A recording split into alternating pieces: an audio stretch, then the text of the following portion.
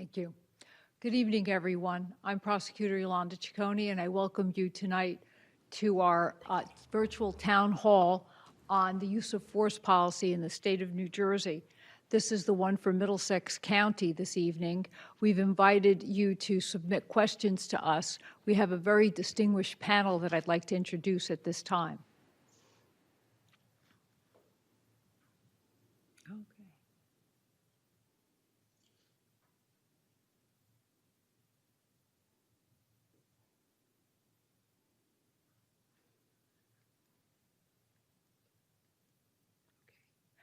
Let me go back. So if you want to comment or send in any questions during the course of this event, this is email address, and your questions will be considered. If we have time, they will be considered by the panel. If we don't have time tonight, we will consider the questions at a different time when we continue this dialogue. So first, I'd like to introduce Ricardo Burgos, Internal Affairs Reform Committee Chairman of the National Coalition of Latino Officers and retired lieutenant from the Hoboken Police Department. We have also, and we welcome Shalia Hobson, pastor of Grace Baptist Church, Fords, New Jersey, chaplain for the New Jersey Women Law Enforcement Officers, as well as Noble, which is the National Organization of Black Law Enforcement Officers, president of the Piscataway Board of Education, retired lieutenant from the Essex County Prosecutor's Office, and a former peer counselor and supervising mental health specialist, also part of the Cop to Cop program, as well as the University Behavioral Health. We have Ivis Molina, who's a detective in the Middlesex County Prosecutor's Office and the Crisis Intervention Coordinator for our office. Jonathan Parnham, Director of Countywide Police Policy Planning and Training of the Union County Prosecutor's Office, former Undersheriff of the Union County Sheriff's Office, as well as retired Chief from the Linden Police Department. We have Giles Shipp, Commissioner of the New Jersey Police Training Commission, Adjunct Professor of the School of Criminal Justice at Rutgers University, 34th National President of the National Organization of Black Law Enforcement Executives, former Lieutenant of the Division of Criminal Justice, and former Director of Public Safety in the City of Plainfield. And we have with us also Joseph Walsh, Special Assistant Attorney General, New Jersey Office of Attorney General, former assigned to the Prosecutor's Supervision and Training Bureau, New Jersey Division of Criminal Justice, Police Training Commission Certified Instructor, as well as the Attorney General Advocacy Institute Instructor. We're very lucky to have such a distinguished panel with us tonight who are going to consider many of the questions that the public has, as well as bring us up to date as to what the policies are presently in the state of New Jersey. With that, we'll begin. Our goal tonight is to strengthen relationships between the prosecutor's office, law enforcement, and the communities that they serve. We're looking for professionalism, accountability, and transparency. Those are our goals, and that's why we have this dialogue this evening.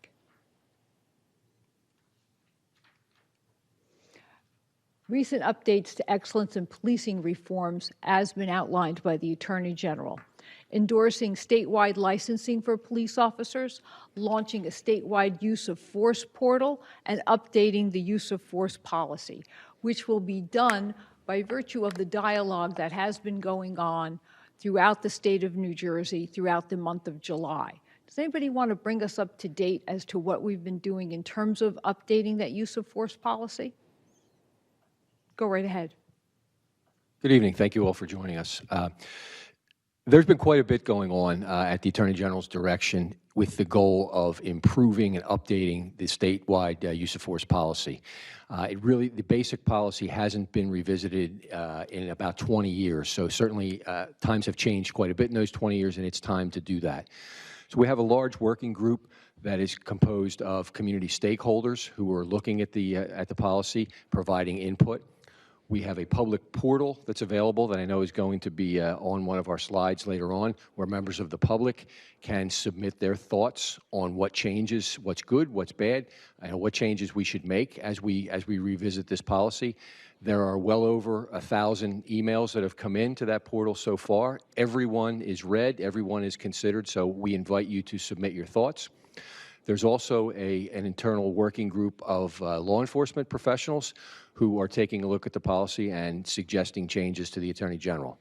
The Attorney General has committed to an update of the policy before the end of this year, but I can tell you that internally he's pushing to have that done much quicker. So we're looking for everyone's ideas.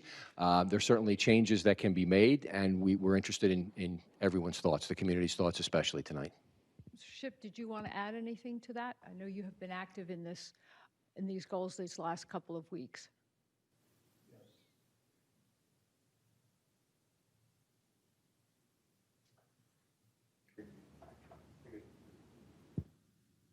Yes, thank you, Prosecutor. First of all, thank you for having me, and thank you for having this forum. I think we need to, first and foremost, engage the community as much as possible, because I always remember one of the first things that were taught to me out of my 34 years in policing is that we police at the consent of the community. The Attorney General has actually developed a use of force working group, which I think is going to produce some good outcomes. We're currently right now examining, as Joe had just said a moment ago, we're examining the policy that's about 20 years old. That has been broken down into 10 different parts, everything from the type of arrests that are made as it relates to use of force, mechanical force. Is it going to be pain pressure compliance techniques? Is it going to be arm bars? So we're looking at everything very thoroughly. We're also looking at different ways that we can, I like to call it, polish up the profession in the sense that put licensing in place, we have a program now that's a certification program. There we go. We currently run now with the PTC. We certify all police officers as they come out of the academy. And what we're looking to do now is change that policy to a licensing policy. And one of the reasons why that occurred is because of the fact that the last thing that we want, or any police leader or any law enforcement official, is we want persons who have not been acting appropriately in one department, leaving that department and going to another department, and then to another department, and to another department. And I'm not just saying that, that has actually happened. So hopefully the licensing that we're going to be hopefully not only moving through the courts now, but also if that's successful, I believe it's going to be codified. I know the legislature is talking about it as well. Any other comments? I'll jump in real quick, Prosecutor. Thank you. One of my favorite authors is Simon Sinek, and he has a book called Start With Why. And that's exactly what we're doing here tonight. We're trying to explain why we're doing what we're doing. Yes, of course, the Attorney General has asked the prosecutors to have these listening sessions, but what has precipitated that, the things that have led to that, have been the things that have been going on around the country and also in the state of New Jersey that require us to take a look at what we've been doing. We need to determine if what we're doing needs to be sustained or if we need to change it. And I think most of the community would agree that there are some things that law enforcement is doing that needs to be changed. And the Attorney General has started to look at that from the policy standpoint and legislative standpoints first. From there, those things will lead to trainings and counselings or any type of performance measures that will allow the officers to improve their service delivery. So all of this is done in response to what has been going on in the communities. We definitely need the communities to continue to weigh in and help us make the right decisions on how the people that police can better police. Prosecutor. Senator Burgess, did you have anything you wanted to add to that? Not on this part. I'm waiting for the current policy as it stands so we can go back and forth with that. Okay, great. So existing use of force policy provides guidance to law enforcement officers about when and how to use force to gain compliance with a lawful objective. And law enforcement officers are permitted to use only that force which is objectively reasonable and necessary. So did you want to address that? Yes, yes. Thank you for having me also. For the public to understand, three types of force, and one is constructive authority. I think this is where, because we're revisiting this thing now, revising this policy, I think it's best to explain quickly what it is and what I'm seeing myself and the complaints that I'm getting from the Latino community when it comes to some of these provisions here and definitions. Constructive authority in itself basically just means that a police officer in uniform or displaying evidence of his authority is a police officer, and if he tells you to do something, you should do it. It's that simple. If he gives you instructions, you should follow them. But here it has as examples verbal commands, gestures, warnings, and unholstering a weapon. Now, unholstering a weapon is becoming a problem within the Latino community, and that's considered constructive authority. Pointing a firearm at a subject, it's an element of construction authority, but it's only used in appropriate situations. Unfortunately, the policy doesn't address what those situations are, so we go on a case-by-case basis. From there, we get to the obvious ones. Physical force is when you have to put your hands on someone. As we now know in New Jersey, we've banned any kind of chokehold, so that's not an area of concern there any longer. That's not going to happen here in New Jersey, or shouldn't happen any longer in New Jersey. But as we saw in Atlanta, even bringing someone down and keeping him down for an arrest has become difficult. So how we react to these things should be in the policy, in our new policy, in our revised policy. Mechanical force, obviously, that would be your nightstick or pepper spray, anything that you may have that's not a baton, obviously, maybe even a police dog, that's considered mechanical force, anything that assists you that's not your gun.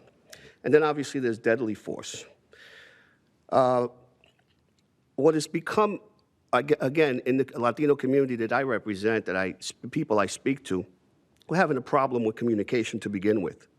Many immigrants here don't speak the language. Because they don't speak the language, they may not understand what a police officer is saying to them. So the policy's got to start addressing those instances. And it seems like it's too easy, even when I was a police officer, a lieutenant at the time in internal affairs, for a police officer just to unholster a weapon immediately. It's the first thing that they do. And the policy makes it a little bit too easy for them to do that. Even when it addresses when, later on in the policy, it does tell you that when you exhibit your firearm, there are only certain criteria. For the maintenance of the firearm, to secure the firearm, for training purposes, when circumstances create a reasonable belief that it may be necessary to use the firearm. So obviously, if you think you have to use deadly force, the first thing you have to do is unholster it. That's common sense. When circumstances create a reasonable belief that display of a firearm as an element of constructive authority, which again is the lowest form, helps establish and maintain control in a potentially dangerous situation in an effort to discourage residents and ensure officer safety. That could mean anything as Mr. and Mrs. Jones driving in their car, officer was afraid, and the first thing Mrs. and Mr. Jones see is the gun. In my experience, I believe, and I've seen and heard from other police officers and civilians, that constantly unholstering a weapon for whatever purpose, even if you feel that you're covered under this policy, and that's why I'm glad it's being revised, it does two things. Number one is it becomes repetitive when you have people who break the law and they lose respect for it because they know you're not going to shoot them. It's just constantly going to it. And the other half of the people that respect the law are deathly afraid of you. So you're going to have one or two reactions to that. So I just wanted to, basically everything else is not going to change. Reporting is not going to change. A lot of the things here are not going to change. But some of these, the wording and some of the situations under which police officers can just unholster a weapon is a cause of concern in our communities. Any additional comments? All right, let's move on to the next. Updating the use of force policy, led by the Office of Integrity and Accountability of the New Jersey Attorney General's Office. So, Deputy Attorney General Walsh, maybe you can explain a little better what that title means and what that covers.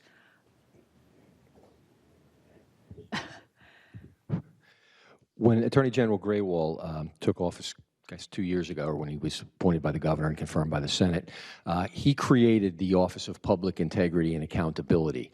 And it is charged with a number of things. One of them is rooting out public corruption, investigating corruption.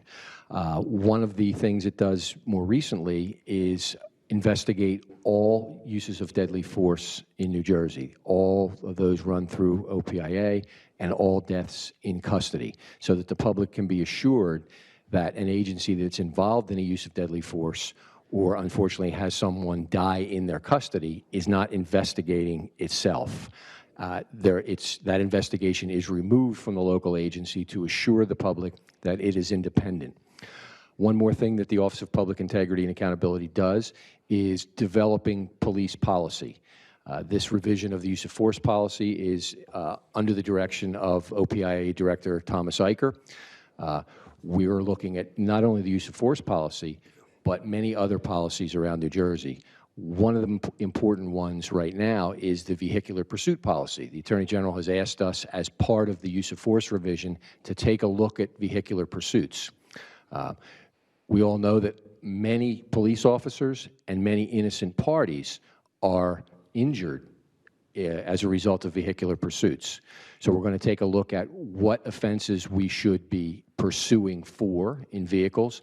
We're going to take a look at supervisor responsibility over those pursuits, things of that nature, and try to craft a policy that balances the need to arrest violent defendants with the need to protect innocent folks on the street. So those are just some of the things that OPIA, as we call it, is now looking at. And I would just note that OPIA reports directly to the Attorney General, and the Attorney General is briefed regularly by Director Eicher.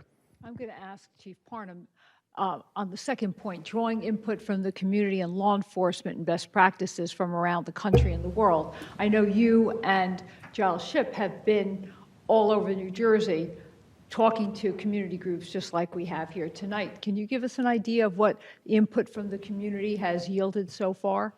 Yes, ma'am. One of the things that's probably most important is consistent communication. The community is concerned that that communication that is occurring now, I'll be quite honest, that doesn't stop. They want to make sure that it's not just tied to a specific incident, but it is tied to an ongoing relationship between the police executives, the lawmakers, and the community. As I've often said, I can't imagine any relationship that would survive if the only time you talk to each other is when you needed something. When the community needs something or when the police need something, that cannot be the only time that there's interaction. So that's one of the main concerns.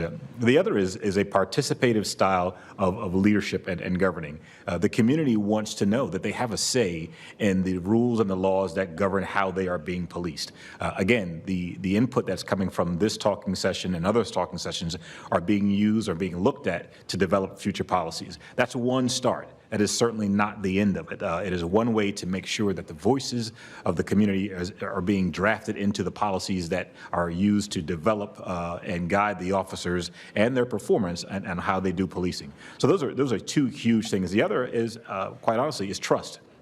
There has to be a level of trust between the police and the community, and also between the police officers and police leadership, because that also determines how well the police are going to police each other. I can include the police unions in there as well, because they play a huge part in the relationships between the community and the police. So all of those things working together are what the community is most concerned about at this point. President Shipp, what do you think? Yes, that's a very good point. The points have been made already. One of the things that this is going to allow us to do, and I know a lot of people are familiar with, I believe it was the Asbury Park Press or one of the newspapers that did an extensive investigation into the use of force. One of the directions we're going now that I think is going to be very helpful is the fact that we're not only going to collect that data, but we're going to strictly scrutinize that data and analyze that data, more importantly, and see where we have problems, if we have problems, and how can we correct those problems. And I think that's one of the things that law enforcement in general, not only in New Jersey, we've been very good in collecting data. But what are we doing with that data once we collect it? We need to analyze it and make it actionable.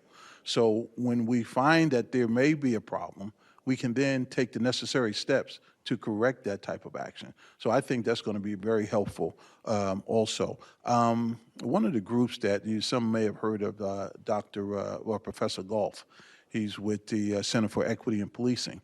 And they've developed actually a platform, and it's called JusticeStat. And it actually works like CompStat. Being a former director where we utilize CompStat, we know how to deploy our people based on criminal activity throughout the town. It was very successful at that, and it was also a good tool for accountability. So we can hold supervisors accountable for the work the activity that's going on in their respective district. So JusticeStat works like that also, and I think that it's overdue. And I think that we need to employ that process as we move forward to, again, rebuild trust and also to regain the respect of the communities, because there are a lot of community members now that question whether or not if we are legitimate entities and if we are policing responsibly. And we don't ever want that to be a problem. And I'll tell you the reason why. Because of the fact that we need the community, and the community also need the police. And we have to make sure that that community that we're policing perceive us as being a legitimate entity, because if they don't, they will not, we can't put a police officer on every street, and they will not cooperate with us if they don't look at us as being a legitimate entity. Also, we need them to be witnesses of particular crimes that they have seen. And we also need them to turn just verdicts on juries. And if they look at us as not a legitimate entity, I question if we'll get that type of outcome that we have to have in our justice system in order for it to work efficiently and effectively. And that really comes with mutual respect. Absolutely. So Yeah. I was going to ask Pastor Hobson, you have your own congregation. You are really in the community, and you have Yes. the unique aspect of also having been a law enforcement officer. What do you think the community would like us to know about where we should go with best practices in law enforcement? Well, I think instead of saying community policing, we say community engagement. Because the community wants to know that they're a part of the policing that's going on. They want to be able to go to a police officer and say, listen, this is what's happening here in the community. What do I need to do? Where do I need to go? I've had some of my members, they come to me and they'll say, I need to talk to somebody in a particular police department, but I'm afraid to say anything because I don't know how they'll receive it, and I don't want to feel like now I'll be a target because I said something about another police officer that did not handle the situation the way I felt it should have been handled with respect. So the community is crying out for respect from police officers. And police officers, we have to do a better job. We talk about force, use of force. You don't always need to be physical with somebody to get what you need from that person. We talk about de-escalation, and that's just a matter of how you talk to somebody. So if you speak to them in a calm manner, usually they'll speak to you back in a calm manner. So it's all relevant, and it has to be a sharing of respect. And as previously stated, the use of force policy is to be established no later than the end of 2020, but we're looking for it to happen even before then. So I know that this is something, we're not going to rush it. We want to do the right thing, but I think it'll get done way before that. So we already spoke about specific tactics designed to subdue a subject. Let's talk about something that we had a lot of questions from the community about: the duty of an officer to intervene when another officer engages in excessive use of force. Who would like to answer that? Well, I guess I can start it off. We can have a conversation about it. But there is currently a duty to intervene. Once a officer goes beyond the badge, I like to call it, and gets involved in criminal activity, as another officer being there on that scene, witnessing that, you have an obligation to intervene. If you don't, you can be criminally charged. Mm-hmm. So, the law is specific as it relates to that. And it's official misconduct if you do not intervene when you know. I think, but what we have to do a better job at, and as a police training commission and as individuals that from the AG's office and the AG or the Director of Criminal Justice, I think we have to be a little bit more specific and make sure that law enforcement officers clearly understand what their obligation is when that occurs. And also, we have to support officers who do take that action because they may be looked at in a negative way by other officers within their agency. And, you know, so I'll open it up to anyone else who wants to comment on that. Farnham, did you want to? Sure. I wanted to provide a bit of a baseline for people to understand, and most people do understand how law enforcement, the structure is set up. But imagine that we take people from the community and we hire them. We go through a process, and then we put them in the academy where we sort of deny them their individuality, and we make them dress alike and walk alike and talk and adopt a different language. And then we socialize them into a police agency where we do the same thing. So imagine that entire process now that is saying that you no longer are you represent something bigger than you. That has great connotations, but it also has some negative ones. The negative ones are groupthink, the idea that we all have to think alike, that we all have to be on the same page. It does not offer an opportunity for individuality. So imagine if we are all heated and we're all upset and we're all moving fast and we're all applying force. That means that no one is going to be the thinking person in that crowd. There has to be a culture that encourages individual thinkers, for someone to show up. That's usually what a supervisor is for. The supervisor's job is to show up later so that he or she is not intimately involved in it and they don't get wrapped up into it, so they can objectively view things from the outset and sort of quarterback the situation. But when that doesn't happen, it is absolutely, as Director Shipp said, it's up to everyone to take on that responsibility to say, I think this is going too far, let me stop that. That's difficult for us because everything that we've done up to that point in our career says think alike, do alike, act alike. That is absolutely correct. So I want the public to understand that it is not just as easy as I saw something that's wrong and I did something about it. There's ramifications. And so if we don't have a system that supports that officer, that says you did the right thing and it's encouraged to do the right thing, and we have resources for you, people for you to talk to, the group accepts you for doing the right thing, it's going to be so difficult. What you'll see is a lot more officers who stand by and watch force being used and do absolutely nothing.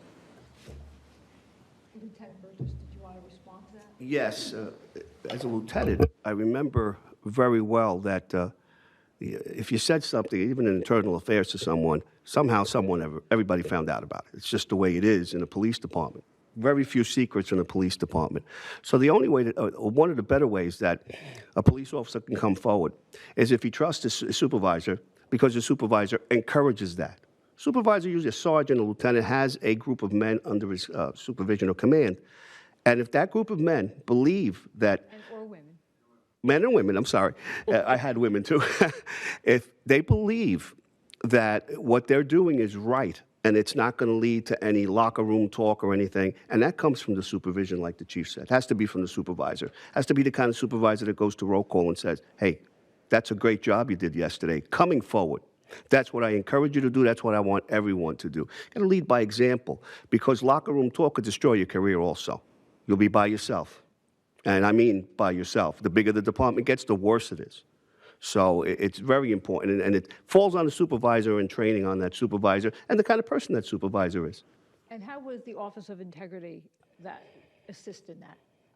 I think there are two parts. I think there are two parts to this duty to intervene. I like to look at it this way. First is the duty on the part of a supervisor to get involved when he or she sees one of the subordinates about to cross that line.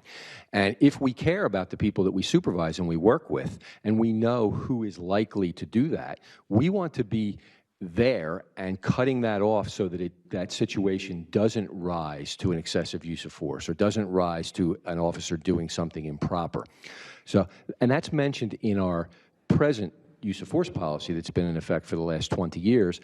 I'm not sure that it is utilized as often as it should be out in the real world. Then the second part of the duty to intervene is after someone has used force improperly, officers need to feel comfortable coming forward and talking about that and reporting that.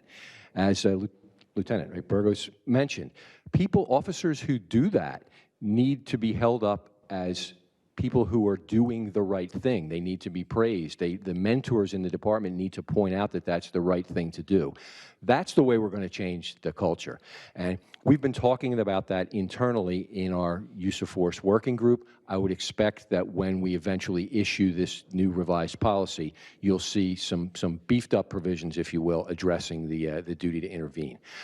We're seeing it in the best police departments around New Jersey already, but we want to see it happening in every police department. Just wanted to add to that what AAG Walsh had just said is that kind of stole my thunder, but two of the most important positions in a police department, two of the most important people, I should say, is the first line supervisor and the head of that agency, and just in that order, because that first line supervisor, he is the person that is first ultimately going to deal with that, and he has the opportunity to correct that action. So if you want to talk about culture change, you know, leadership is important. Whoever heads that organization has to set the tone. But at the end of the day, it's going to be up to those first line supervisors to correct those behaviors and take whatever action necessary when needed. Okay, great, thank you. All right. Exhausting all other reasonable, exhausting all other reasonable means and pursuing de-escalation before resorting to deadly force. So, did you have something, Lieutenant Burgos? It was did you want to say before something? with Mr. Shipp, his first line supervisor. If the public wants to understand the difference, and anyone who's been a police officer knows the difference, at the sergeant rank, he's the guy who leads and hangs out with that group. If he's got 10 guys under his supervision, he hangs out with those guys. They go drink together, they play softball together. Once you reach the rank of lieutenant, you're a commander. Once you're a commander, you're not part of that group any longer. So the first line supervisor, because for the nature of his job, he is the most important part and the most important person. So, as I said, exhausting all of the reasonable means and pursuing de-escalation before resorting to deadly force. So, Investigator Molina, this is something that you teach as a crisis intervention training. Do you want to address that and how de-escalation can be used? Yes, ma'am. So in Middlesex County and all over the state of New Jersey, we have the crisis intervention team. That is it's a committee of all community stakeholders, which include law enforcement and mental health professionals. We all meet and we develop this curriculum. It's a 40-hour class, and its focus is to train officers through scenario-based training and de-escalation techniques. We teach effective communication, and we also teach officers to practice self-awareness. That way, when they're in a situation where they can de-escalate the situation, they know whether their personalities are aligning with that individual. We teach them to kind of step back and let someone else take over if that's the case. The training promotes collaboration, effective interaction between criminal justice professionals and the behavioral health community. We teach them to explore strategies, building trust, positive outcomes, and we also encourage getting to know the community and the challenges that their community faces. In Middlesex County, we offer this training twice a year. It's 30 people each class, mental health and law enforcement. They come together and they train together to learn from each other. Last year alone, we trained 65 law enforcement officers and mental health professionals. Shalia, Yes. what about your cop-to-cop program? Does that help in this way? Well, I don't know if it helps in that way, but we have been a part of the CIT program. What we brought to the program was the understanding of why law enforcement officers, just to remind people that they're people too, and not just law enforcement, and that they have stress and they go through a myriad of emotions like they do. So it does help in that manner. And, you know, I just want to say that everything starts at the top. So if we have support from those at the top, then usually those law enforcement officers will fall in line. But if you don't have that, and I think I heard the word culture a couple of times, and yes, it's a culture. Law enforcement is a culture. cop is a culture. So once we can move from that and have people understand that it's not just a cop culture, we're people too. Law enforcement officers are people. They have the same kind of problems that others have, that civilians have.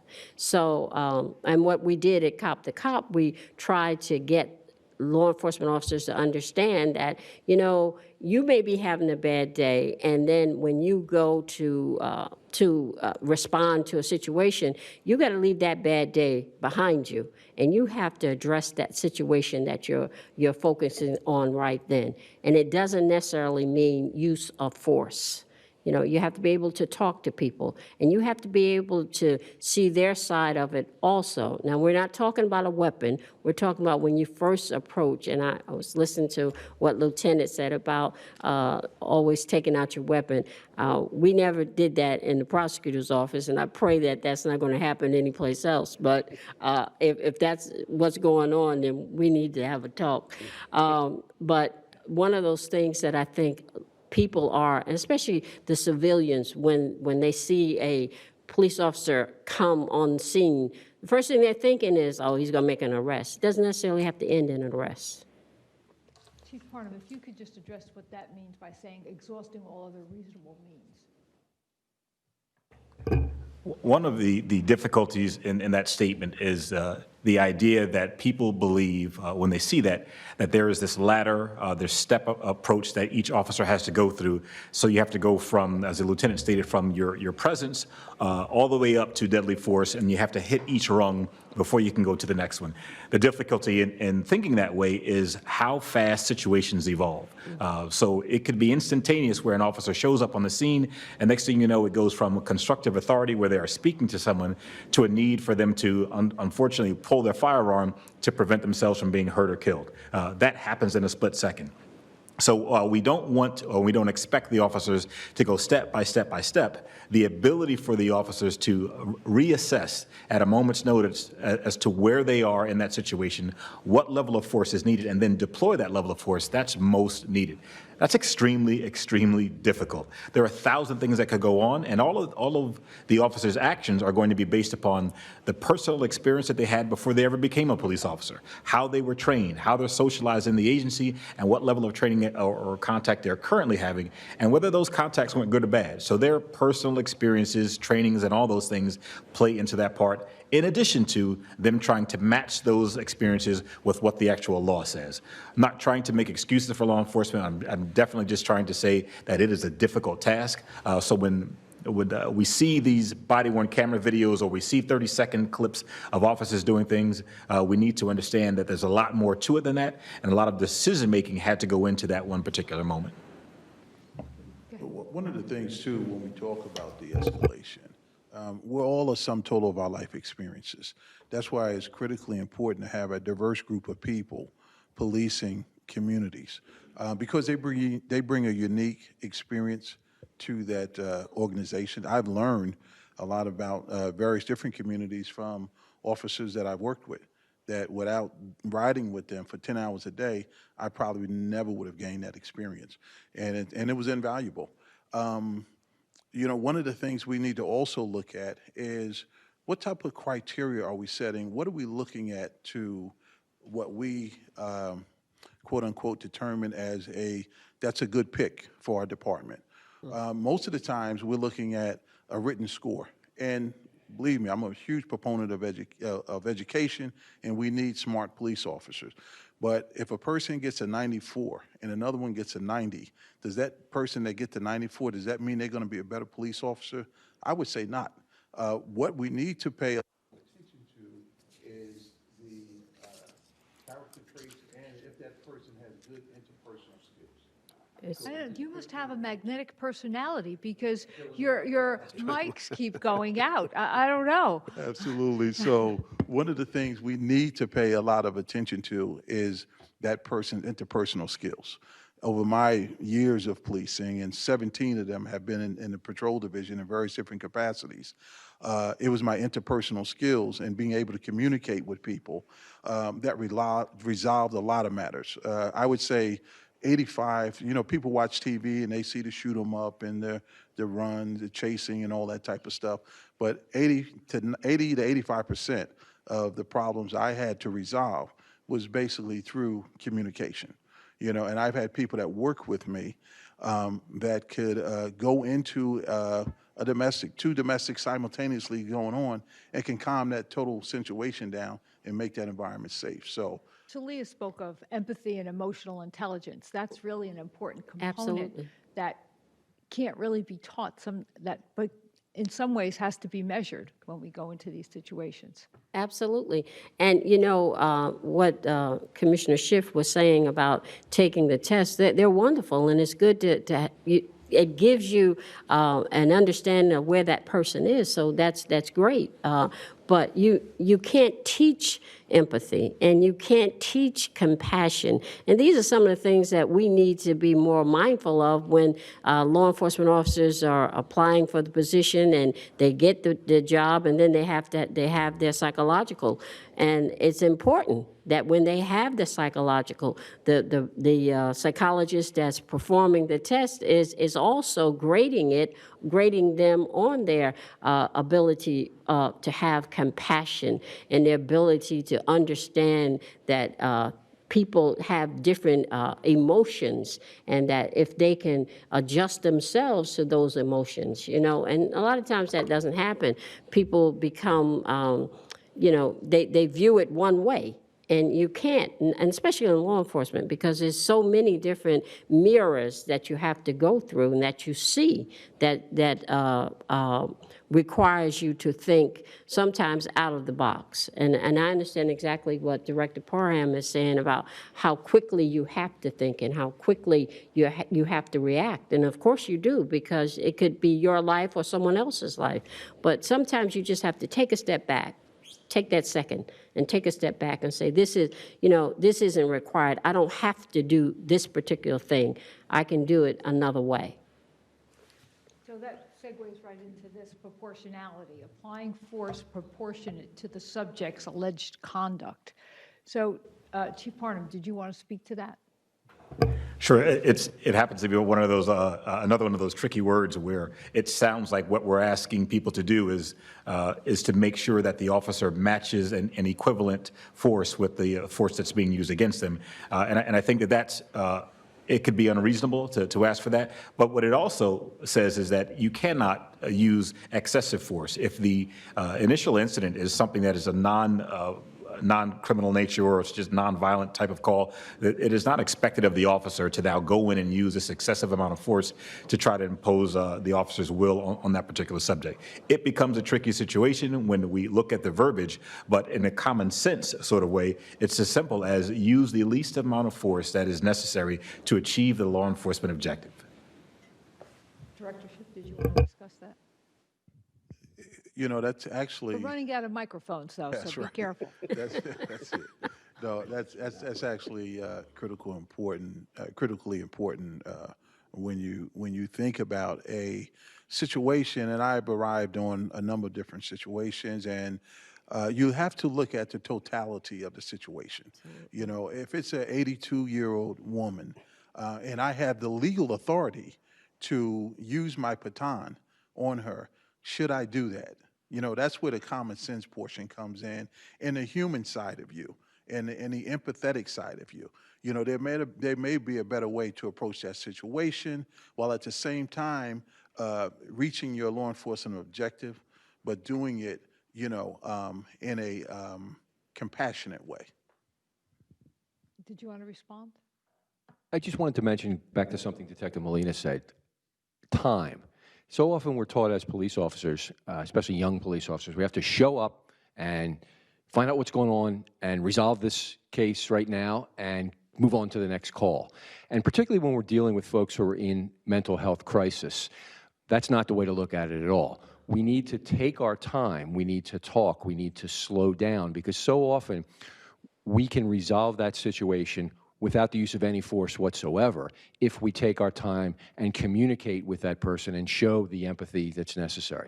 And that's part of what CIT, I know, teaches, and part of what we need to get more of in our training is that we don't want to create situations where we need to use force, particularly deadly force, by rushing as police officers.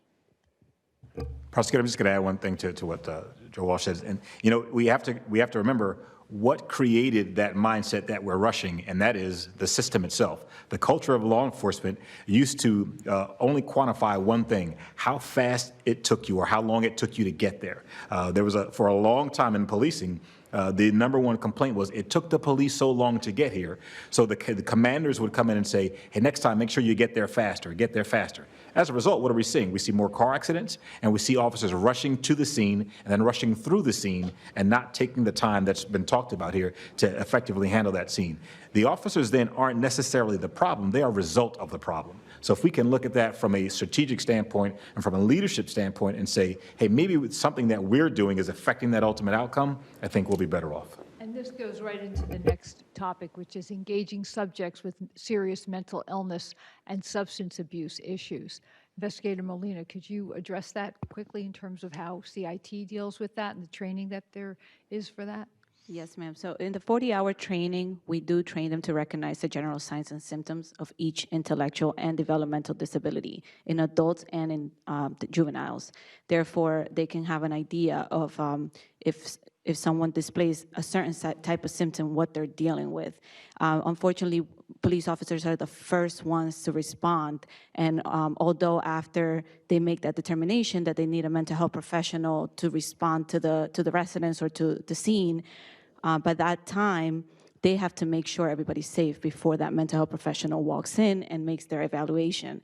So since we are the first ones to respond to the scene, we just teach them the basics of how to speak to them, maybe slow down, how to make hand signs if you need to. If someone's not responding to verbally, maybe do some hand signs or, you know, write down on a piece of paper. So we teach them to take their time, as Mr. Walsh said. We do teach them to try to slow things down and just be better police officers. And read the room. Sometimes with anything, you have to read the room and take the time to read the room and see what's going on and get a better perspective of that. Anybody else want to address the engaging of subjects with serious mental illness and substance abuse issues? Because there can be a lot of raging and, you know, trying to subdue the person in terms of being able, or even the 82-year-old woman that you said, she might be suffering from dementia, and that's why she's acted out, or all those other things. Do you have any specific things that you want to address in terms of engaging subjects with serious mental illness? You know, that's something that I could be candid about and say that we need to do a better job of law enforcement in doing, because in most cases, we're teaching people now in the academy that person is posing a threat, eliminate the threat. And we have to approach it differently. And it's not an easy job, but nobody said policing was easy. But at the end of the day, we have to be able to identify and train officers to identify when people are acting irrationally. And in most cases, there's usually either some mental health issue or some type of substance that they're under. That's it could be even medication, you know, adverse impact from some type of medication. So we have to find a way to teach officers how to approach that, number one, safely, and making sure that the other people that may be in the area or themselves are not harmed, but also we have to do that type of policing in a compassionate way.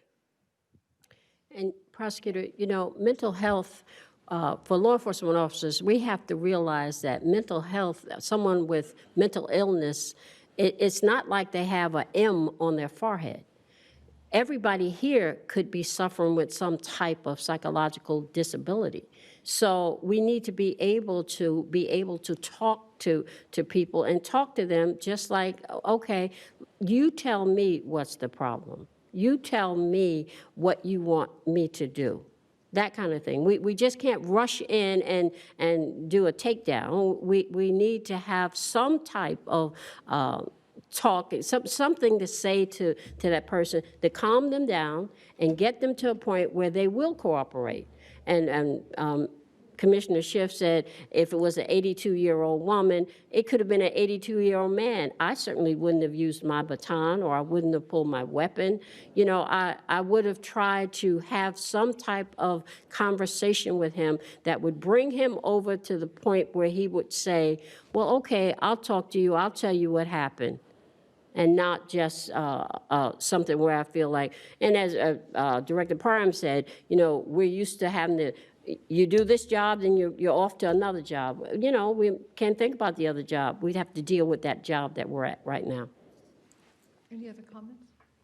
I remember 35 years ago, just about till this time, which is unreal that I could remember that far back, I had a subject that I needed to arrest, and he was high on angel dust. At the time, it was big, phencyclidine. And he was hugging a tree. And he wouldn't let go of the tree. And when they lock, that's how they stay, in that position. I wasn't going to beat him up with my baton. I mean, there was nothing I could do. As a matter of fact, he's still around today in Hoboken, which is amazing. 35 years later, he's nuclear. He's still alive. But what I did was time. I had to wait him out. There was nothing else I could do. I tried pulling his arm off. You couldn't move his arm. And I'm a big guy. I couldn't move one of his arms. He just locked in. So I had to understand there's two things. He was mentally ill, which I already knew, which is important, to have police officers that understand their communities and know the people in their communities. I knew him, and I know him on a first name, last name basis. So I knew that he was sick mentally and he abused substances, and I kind of understood what substance he was on. I just waited him out. You have to wait him out, or hurt him, which is not going to work. That's just not going to work. Correct. Being self-aware as a law enforcement officer is a huge issue as well. How do you identify yourself? If you think that you are a crime fighter, then every job that you go to is a crime, and you need to deploy crime-fighting techniques. If you think that you are a guardian and you are there to provide services to the community, every job that you go to, you look at it through those lenses, and that's what becomes most critical. A mentally ill person can either be a suspect or they can be a consumer who is in need of our help. So we need to have the influence, leadership needs to have the influence over that culture that says we are guardians. We're not an occupying force. It is not an us against them. We are here to use the training and the power that the community has given us to provide this law enforcement service to them. Just following up on what the chief said, when we have law enforcement leadership that recognizes that and sees that an officer who spends 2 hours de-escalating a situation with a person who's in mental health crisis, that's as good or better a piece of police work than maybe some kind of arrest or a number of traffic summonses. We need to recognize that in our police departments and our police agencies as fine police work. And that really goes back to leadership and selecting the right leaders for our departments. And that has such great far-reaching effect in the entire community, that they know that that person who lives on their block that has a mental health issue or perhaps has got some sort of, mental disability was dealt with respect and fairly rather than, forcefully. I think that does a lot for the entire community. Absolutely. And I think that's something we have to keep in mind. The next question was about firing a weapon at a moving vehicle. And Deputy Attorney General Walsh, you had spoken about that. I don't know if you want to elaborate any further. There are prohibitions in the present use of force policy about firing at moving vehicles. It's only to be done in deadly force situations. Common sense dictates that firearms are generally not going to stop a moving vehicle. So it's frowned upon. It always does on TV. It's prohibited to use a firearm just simply to try to disable or stop a vehicle under our policy.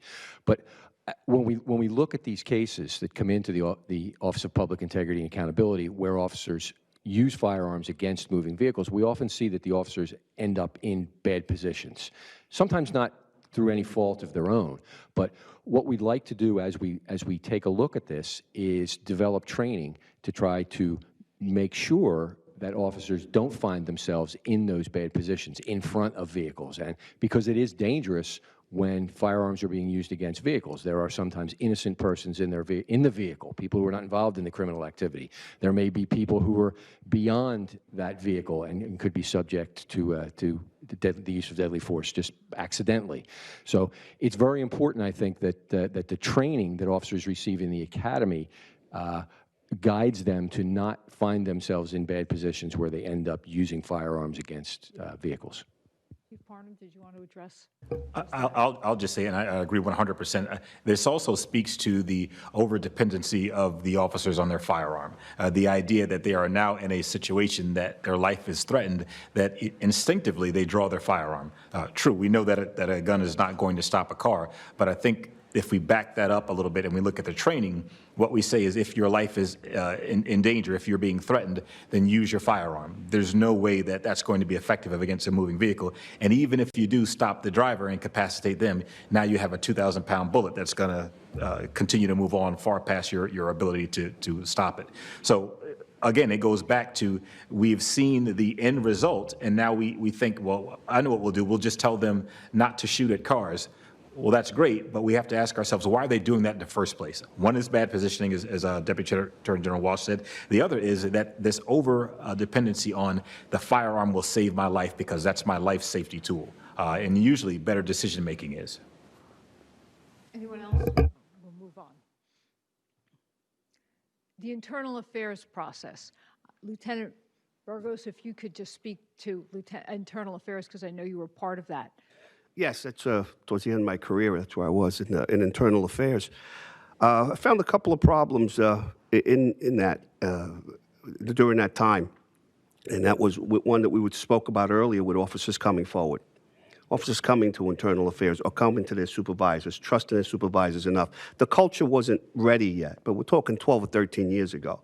But the culture of that department wasn't ready yet to accept that a supervisor can say, hey, listen, that was a great job you did by coming forward with that. They didn't do that. So you couldn't get that assistance from internal affairs. There wasn't the social media aspect that we have today. So it was a little more difficult.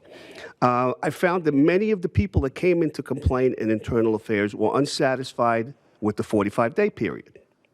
45 days is an awful long time to wait if you just have a simple civilian complaint. And you just come in and say, I was mistreated. And in those days, again, no social media. I was mistreated and no body cams. The officer yelled at me, or it was a simple job, and the first thing he did was he went for his gun or he touched his gun and that kind. And 45 days later is when they got their answer. And if you weren't ready 45 days later, the chief would even give you another 45 days. So you had 3 months before this poor person got an answer to their problem, and also hanging that over the police officer for 3 months. So part of the problem I think that the policy has is just too much time, and it should be cut shorter so that someone can get an answer in a much shorter amount of time. And again, that if not within the department, within the prosecutor's office, there has to be a place where police officers can go, even if they just think, if they're saying, you know what, the way he talks to people isn't right. So they can go and say something without the fear of repercussions and the locker room nonsense that we spoke about before. So the process, to me, I think it's a little bit too long. And because it's guided under chief executive officers often use the disciplinary process to get what they want and to go after certain guys. 2 guys can be late for work, just like anybody. You have 2 employees in the public sector. They're both late for work. The kids, whatever. The one is a friend of the supervisor. Nothing ever happens. The other one's in the supervisor's office every day. That happens a lot in police departments. So they have to find a way to deal with that. Walsh, that's why the Office of Integrity was created, correct? Yes, the Office of Public Integrity and Accountability, part of the mission is to standardize internal affairs practices throughout the state. And one of the problems that we're attempting to tackle is, as identified by the lieutenant, moving these investigations more quickly and making sure that if they're not moved quickly, there's a report to the chief executive and eventually a report to the county prosecutor, who will make a decision whether or not the prosecutor's office maybe should be getting involved to speed these things along. In December, the Attorney General announced a new package. We call it the IAPP, Internal Affairs Policy and Procedures. It was scheduled to become effective April 1st, I believe it was. It was delayed by COVID and will now become effective on August 31st. Every agency in the state has to bring its local internal affairs policy into compliance with that. And we're just about to roll out the training for all of the counties, where we'll train master internal affairs instructors for each county. And those master instructors will go out and train the internal affairs folks in all of the municipal police departments in that county. Director Shipp, did you want to address that at all? Yes, I just wanted to say to that also, too, it's critically important that we maintain integrity in the profession. and no pun intended, but policing is a noble profession. And nothing worse than a good cop, no better person or enemy to a good cop is a bad cop, because a bad cop tarnishes the badges of all of the police officers who are out there day in and day out, putting their life on the line and doing the right thing, treating people like they should be treated. And unfortunately, there comes an occasion when we have to make arrests, when we have to make an arrest. So one of the things that hopefully the Office of Integrity and Accountability will do is will allow those officers who have witnessed some type of misconduct or even criminal activity, it may allow them to be able to go into a portal and give that information up, because there have been situations when people have reported things to supervisors and they have become victims of that, of trying to do the right thing. And I mean, Serpico was for real. That wasn't a fiction, So we have to make sure that we put the mechanisms in place that officers, if they have been exposed to or experiencing that type of situation or behavior, that they have an outlet. Anyone else want to address that? Reporting and training requirements. We've been speaking on that for a while. I don't know if there's anything we can add to that discussion. Did you want to? Yes. One of the things that the Attorney General has us doing is creating a portal, a statewide portal, that will be the portal through which police officers report all uses of force. For the last 20 years, the reporting requirement has been a one-page paper that's found at the back of our use of force policy. And for many police departments, that one-page paper was filled out and went into a drawer, and that was it. If there was no internal affairs complaint, that use of force was not reviewed. Now what we're going to have is a much more robust use of force reporting form online, established by the Attorney General. It captures a great deal more information about the officer, about the context in which force was used, and about the folks against whom force was used, so that we can analyze all that data. The police chief will be able to access all the reports for his or her department. The county prosecutor will be able to see all the reports in the respective county, in Middlesex here, and the Attorney General will be able to see all those reports statewide. And eventually there'll be a public-facing part of this project where the public and the press will be able to see some of this data. So we've been developing this over the last year and a half. We had 6 pilot agencies, one of them here in Middlesex County in South Brunswick, that helped us to iron out some of the details. And we went live with the portal in our smallest county, Cumberland County, July 1st. Just Tuesday of this week, we went live in Hunterdon, Gloucester, and Bergen, our largest county by number of police departments. Over the next few months, about every 2 to 3 weeks, you'll see about 120 more agencies come online. Middlesex is scheduled for late August. So I think when this project is completed, you're going to see a much more robust collection of data and the ability to analyze that data and pinpoint where we have problems. Great. Any other proposals that reduce the risk of injury and death to civilians while maintaining the safety of police officers? Chief Parnham? Sure, I'll jump in on that one. We take a look at the body cameras that most police agencies have. Some that don't have it are thinking about getting them. One of the things that we've been doing is taking a look at all those hours or thousands of hours of police camera footage and recognizing that it contains patterns of police officer behavior. Those patterns allow us to determine whether the officer is doing the right thing, kind of going askew, or maybe even doing the wrong thing. The use of force reporting that's out there now is a much greater reporting form than was out there before, because it allows greater context.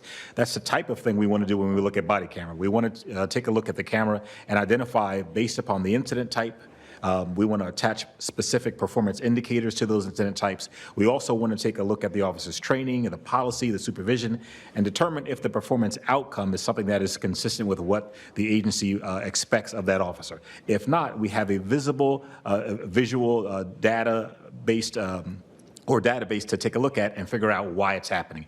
It doesn't just tell us this happened. It says over the course of time, here's what's happened. Here's what the supervisor's response has been. Here we've looked at the data again, and we've seen if the response or the mitigating effort has even had an effect. We jokingly in law enforcement talk about a course where officers who had issues with demeanor problems would go to this particular course, and we'd kind of sentence them to the course because they were rude all the time. And we were seeing over the course of time that we had an officer going to this particular course 5, 6, 7, 8, 9 times. It just became a practice that whenever we had a rude officer, we'd send them to this course, and we'd say, okay, we fixed the problem. Well, the problem that we fixed is that we did something.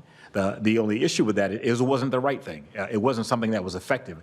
So the database and looking at performance measurements and body cameras allows us to say, is the mitigating effect that we're using, the discipline, the training, the counseling, did it actually change the performance?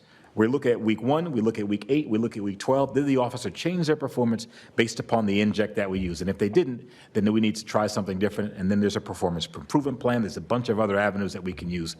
But it's a comprehensive way. It's not just they did something good or bad. It is something happened, we did something about it, but then what was the outcome? And then we move from there.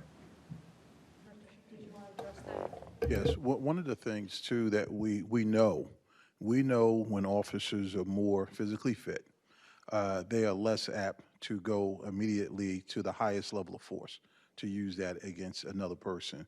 Another thing that we know that when people are physically fit, their acuity is better. So you're more alert when you approach that vehicle. And another thing that we know when people are physically fit, they're less likely to get injured on a job and less likely to take more time off.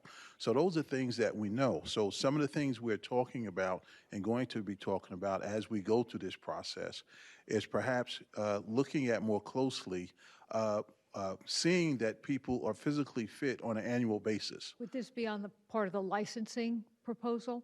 Like Well, it could be incorporated qualifications? into that, but I don't want to, speak to that yet until we've had this discussion with the Attorney General. But it would be smart to do that because you should have to meet standards every year in order to maintain that license, just like every other profession does. And there should be continuing education credits that you're required to have every year, like other professions do. And I think that will more so professionalize policing and regain us the respect that we rightfully deserve. Chief Parnham, I heard you make a comment about the fact that people train who are on athletic teams constantly, but law enforcement doesn't do that.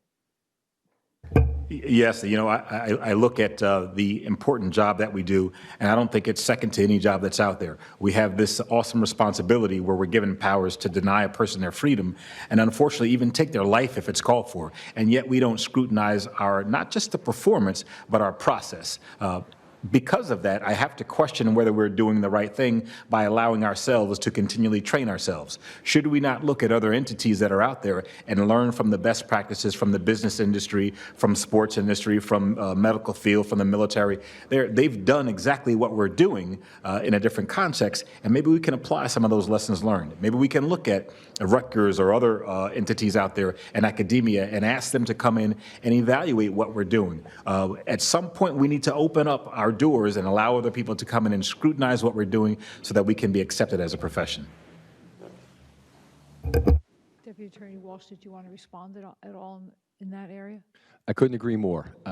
One of the things that the Police Training Commission is going to be looking at is a complete review and update of the basic training course for police officers, and to look at, are there better ways that we could provide basic training to police officers? Right now, officers go through about a 20 to a 22-week course. Most academies run 2 of those courses per year. Could we do better? Think about the way we train folks in the medical field, where they do some classroom training, and then they go out into clinics and hospitals, and they actually do the work, and then they come back into medical school, and they learn more. Could we produce a better police officer if we had a training program that was more like that? If I'm a young person who goes to the police academy and I've never dealt with someone who's in a mental health crisis, How can I go 22 weeks, graduate, and get sent out there and somebody tells me, well, de-escalate that situation? Wouldn't it be better if I got maybe 4 weeks of training in the police academy and then went out with my agency and spent some time and saw the way it really worked out there in the community? Then I came back to the police academy and I learned more, and we had that back and forth, much like the medical profession does. I think it's something that's worth exploring, it's worth talking about. And in addition, after we graduate that basic police officer, after whatever it is, 6 months, 9 months, a year, having the mandatory training all throughout that person's career. Things change in a 25 or 30-year career, and it's crazy to expect that an officer can learn everything in basic training and that's it. We need, as all the panelists have suggested, mandatory training throughout an officer's career. And if we have a licensing scheme here in New Jersey, the Police Training Commission, if they're the entity chosen to administer the licensing scheme, will be in a position to make sure that that in-service training is accomplished all through an officer's career. Well, there's continuing education in all professions, CPAs, lawyers, medical doctors. Everybody has to keep abreast of those things. So, of course, it goes to follow that law enforcement would do that also. Up on the screen right now is the use of force portal that we spoke about, which invites public comment. And again, if you have any questions at this time, you can submit them. And this is the public comment portal that the Deputy Attorney General spoke of from the Attorney General's office. Okay. So we have some questions. Do we have them up here?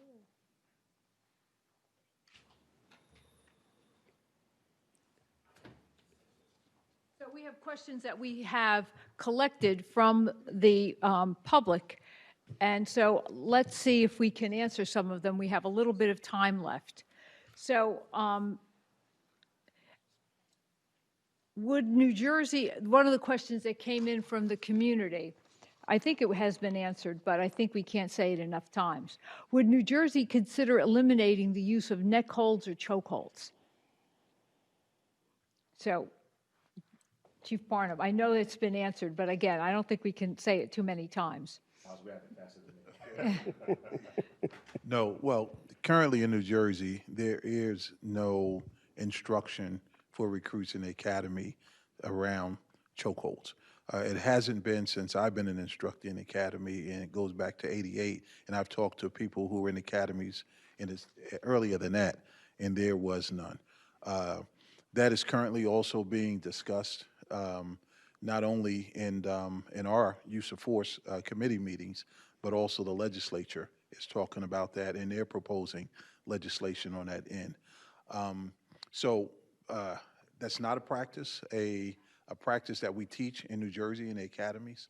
And actually, quite frankly, I don't think it's a good practice at all, because when we used to teach unarmed defensive tactics in the academy, we would tell people to stay away from the head, stay away from the neck, stay away from the groin area, and use pressure points or pain compliance techniques and other areas of the body that, quite frankly, that are more effective in getting that individual under control and affecting an arrest.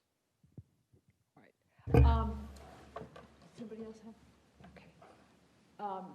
Are officers required to be in counseling and receive mental health evaluations on a regular basis, addressing the impact of stress, trauma, and racial bias? Shalia, your organization, Cop to Cop? Yes. Well, this question... It's not a requirement. It's not, definitely not a requirement. And with Cop to Cop, if you call the helpline, by law, we could not tell anyone that you called unless you made a threat to a certain person, then we could. So it's not a requirement, but it is something that should be. Law enforcement officers, they, as I said before, they're people too, and they have the same stressors, and they need to have that ability to have a release. They need to be able to call somebody and say, listen, this is what happened to me today. I need to talk to somebody, without the fear of losing their job, without the fear of knowing that, oh, you know, they said something, so, you know, they might be a little off, so we might need to take their gun. You know, law enforcement officers, a lot of them, they live by the gun. They need the gun on them, which isn't good, isn't bad. They just, that's how they feel, and their training has told them, you know, have your gun with you. Always have your gun. You're a cop 24 hours. Have your gun. So law enforcement officers, they need that ability to be able to talk to someone, to tell them what's going on, you know, in their lives. Could be a marriage, could be money, could be anything. But they need to be able to talk to someone without fear of fear of losing their job or fear of being thought of as less than they are. You know, we talked about the locker room mentality. And when a law enforcement officer someone has said, you know, so-and-so, I saw him come out of a clinical building where they're doing psychological testing and all that. What do you think's up with him? Well, you know, that's all in the locker room. And, you know, he just went in to talk because he's having issues. Could be marital issues. And he's in there trying to talk and resolve those issues. But once it gets around and everybody's talking, now he's not going to talk anymore. He's not going to go back to therapy. Therapy works, and it works for everyone, but you must go, and you must give your all in therapy. Whatever it is, you have to be a part of that and be willing to talk to your therapist. So it does work. And as far as mental health... So is it required? It should be required. It's not, but it should be required. And this part about mental health evaluations, I think I spoke on that. They need psychological testing. Law enforcement officers, and I think, and I know I'll probably get a lot of kickback and all that, but I think after a few years on the job, it should be a requirement that you go in and that you speak to a psychologist, because it's not easy in law enforcement. And depending on the unit that you're assigned to, it could be horrific. And in particular, I was in homicide, and you never get that. Even when you retire, you never get the scenes out of your mind. You never get what led up to it out of your mind. And you need to be able to talk to someone because it's a process, and you need to be able to process that.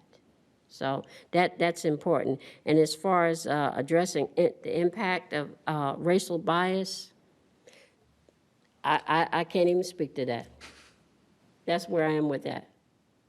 Director Shipp, did you want to add? Yes, if we made it an annual requirement for all officers, I think that would take a lot of the stigma away from it, because everyone would have to go into, and then they would, you know, the matter would be kept. If something was discovered, it would be kept confidential.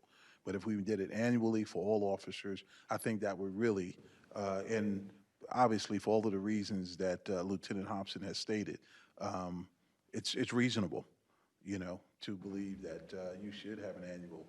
We want our law enforcement officers to be the best. You know, it's one of those types of jobs where you cannot, you know, someone else's life is in your hands. Yeah. You know, you need to be at the top of your game. Every day you go out there and suit up and go to respond to calls.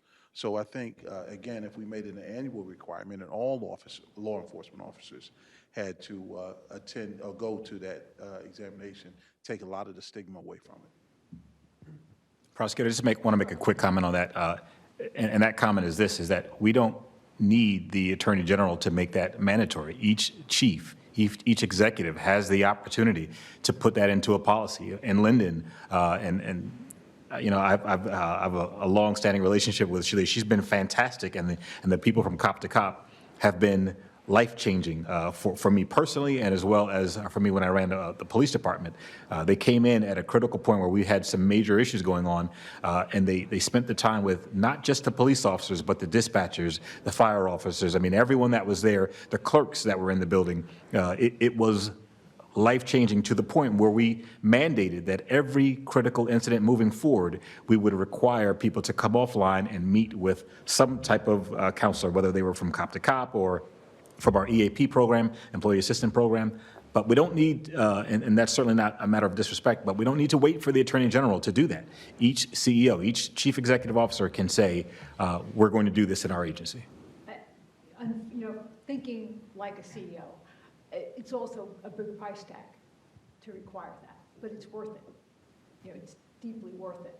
But I know that that's one of the things that someone would, say, a chief would say, what that would cost for our police department, but it's a fantastic investment in the future. Prosecutor, can I just say that with, as Director Parham has said, with cop to cop, I'm not pushing cop to cop, but with cop to cop, law enforcement officers can make a call. It doesn't cost anyone anything. It's a free call, and it will help because they're talking to other law enforcement officers. One of the things that we found out that it was awakening to me was that the law enforcement officers did not want to go to the EAP.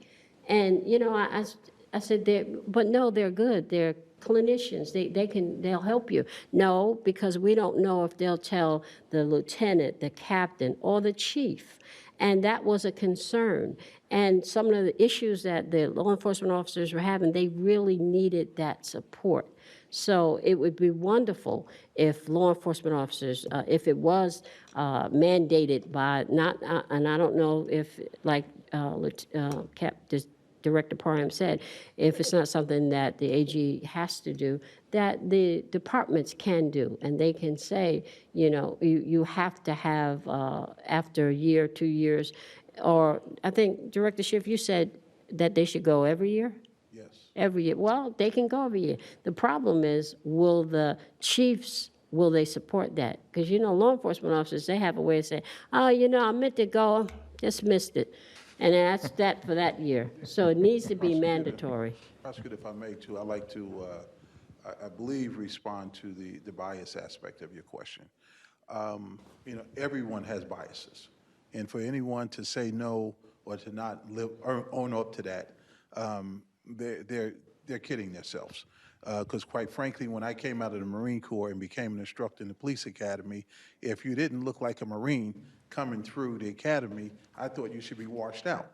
And I'm just going to be candid and frank about that. And it took some maturity for me to realize that policing is not just like a paramilitary organization, or even not a military organization. It is a paramilitary organization. And quite frankly, we need to do a better job on screening people when they come into law enforcement to make sure that they don't have the biases that impact their oath and obligation to serve in that capacity. And if we did that on an ongoing basis, because also, too, here's another trap that people can go into. If you're not one of the people who's favored by the higher-ups in the department, they can put you in what they call, quote-unquote, the worst communities. So if you're working that community every day, in and out, and seeing these situations, and you don't have any other life experiences, that becomes your reality. And your reality then will set the tone in your mind that, these folks are this way, and that's just the way they are. So, if we did that annually, I think that would be helpful also. So that could be part of that annual psychological evaluation. Here's a question. Do you believe that greater diversity within law enforcement will assist in decreasing the use of force? And how can greater diversity be achieved? Any ideas? That'd be part of the hiring process. Absolutely. Prosecutor. Absolutely part of the hiring process. Like Director Schiff said before, a person can get a 90 and someone get a 94. Does that make the person with the 94 a better cop? No, absolutely not. But understanding your community, what is the diversity in your community? You have African American, Hispanic. What do you have? Do you have a large population of Hispanics? Well, you need some Hispanic police officers. You need some Latino police officers, because they can tell the difference in the different ethnicities. I know I've met a woman. I've met many people in my career, and police officers where I arrived at a scene, and basically they created a scene. Because the person they stopped was a Puerto Rican woman, and I happen to be Puerto Rican, so I can say that. And she was yelling and screaming. It's a cultural thing. You either know that or you don't.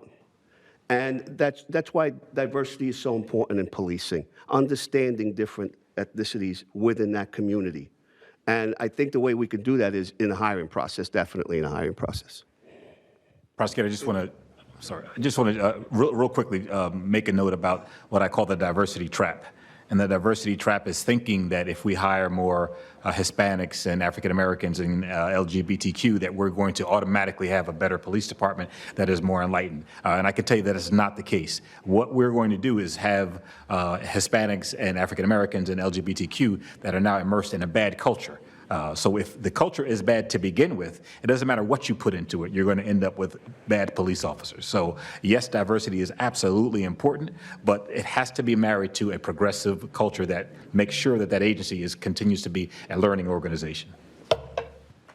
And it's critically important too.